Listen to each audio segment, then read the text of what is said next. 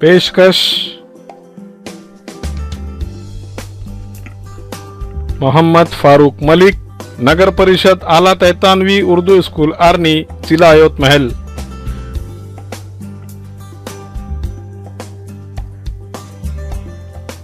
उर्दू कवायद अलिफ मकसूरा।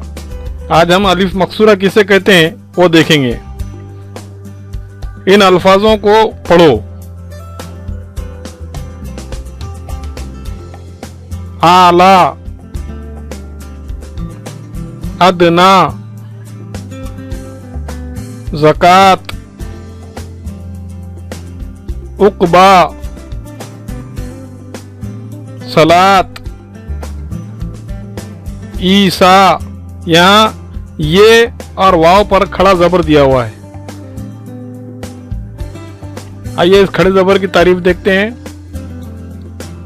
इन अल्फाज में हुर्फ अलीफ ई और वाव के तौर पर लिखा जाता है। उन्हें इस तरह पढ़ा जाता है: आला, अदना, ज़कात, उक़बा, सलात, ईसा।